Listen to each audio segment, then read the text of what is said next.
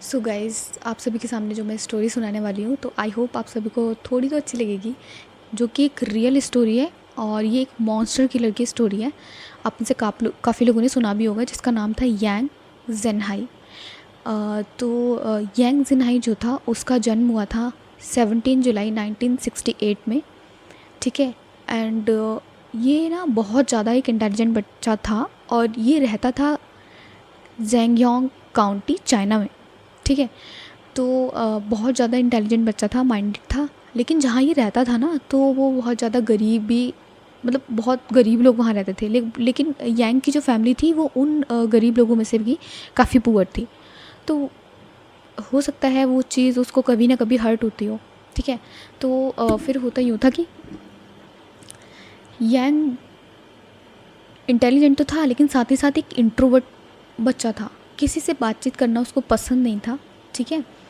तो क्लास में भी जब उसके फ्रेंड्स वगैरह कोई नहीं थे। ठीक है। क्लास में जो बच्चे बात करते थे ना, उसको उनसे भी चिढ़न होती थी, इरिटेशन होती थी।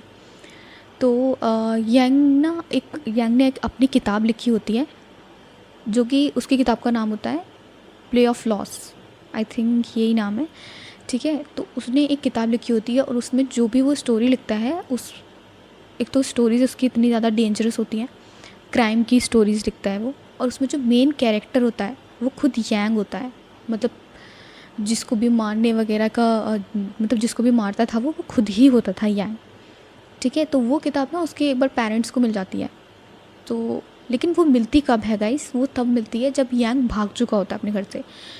एक बार मतलब स्कूल में क्या होता है कि बच्चे कुछ शो बातचीत कर रहे होते हैं, फिर शोर वगैरह मचा रहे होते हैं, तो उसको ना इरिटेशन होती है, पता नहीं क्या, लेकिन वो स्कूल से ही भाग जाता है सिर्फ 17 साल की उम्र में। अब यांग के घर वालों को वो उसकी बुक्स मिलती है और उसकी बुक में जो लिखा होता है ना, तो उसके माता पिता एकदम शॉक्ड हो जाते हैं कि मेरा बच्चा, मतलब हमें नहीं पता था लेकिन वो कैसी चीज़ें लिखता था, क्या सोचता था। तो पेरेंट्स कभी ना इन चीज़ों पर ध्यान नहीं देते हैं। तो सबसे पहले होता है कि अपने बच्चों से ना बातचीत करना बहुत ज़रूरी है। ठीक है। तो वो तो भाग जाता है 17 साल की उम्र में। अब होता यूँ है कि 17 साल की उम्र में जब वो भाग जाता है, तो जब वो भाग जाता है तो 200 किलोमीटर के लिए उसे एक बस लेनी होती है।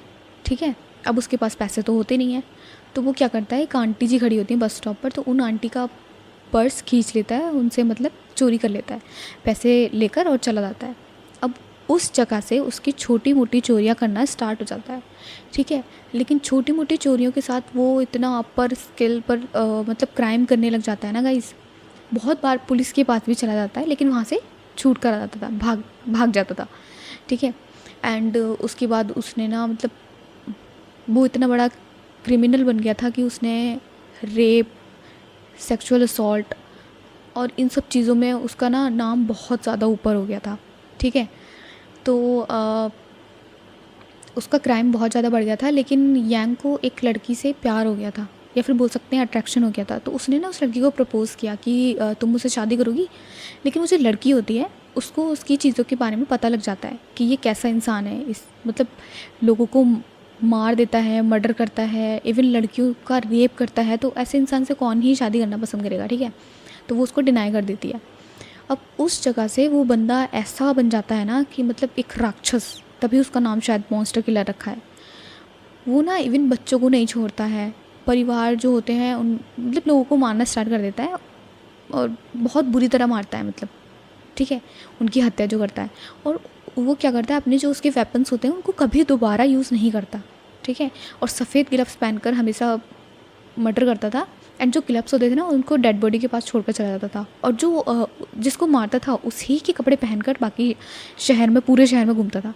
ठीक है। और इस तरीके से पुलिस से वो बचता रहा। एंड 1999 से लेकर 2023 तक उसका जो क्राइम रेट था वो बहुत ज़्यादा हाई था गाइस। मतलब उसने इतने लोगों को मारा, इतने लोगों को मारा, जो उसका मतलब हम काउंट लेवल है ना, तो उसका जो क्राइम रेट है, सॉरी, उसका जो क्राइम रेट है वो 67 लोगों को उसने मारा था। ये मतलब पुलिस ने काउंट किया है, वो रेट है ये, वो नंबर है ये। ठीक है। 67 लोगों को मारा था। लेकिन ये सुनकर आप थोड़े से शॉक्ड हो जाओगे, उसमें से जो 70% थी ना, वो 70% वो सिर्फ फीमेल्स थी।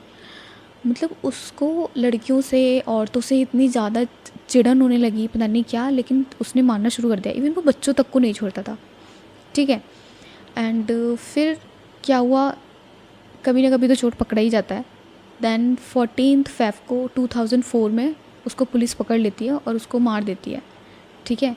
तो ये एक यांग की स्टोरी थी, यांग ज़ेन हाई की।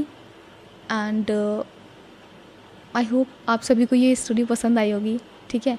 मैं यही बोलना चाहूँगी गाइस कि अगर कोई भी इंसान परेशान है या फिर आपको दिख रहा है सामने वाला इंसान, तो मतलब एक फ्रेंड होने के नाते अपना उससे चीज़ें पूछो, उससे बातचीत करो। और वो खुद इंसान भी ना, मतलब होती है यार, सबको टेंशन होती है, कोई कभी डिप्रेशन में हर कोई जाता है। तो चीज़ मतलब बातें करना बहुत ज़रूरी है। अगर तुम अपने अंदर ही चीज़ें रखते रहोगे ना, तो किसी दिन ऑब्वियसली वो बाहर बहुत गंदे तरीके से निकलने वाली है, ठीक है।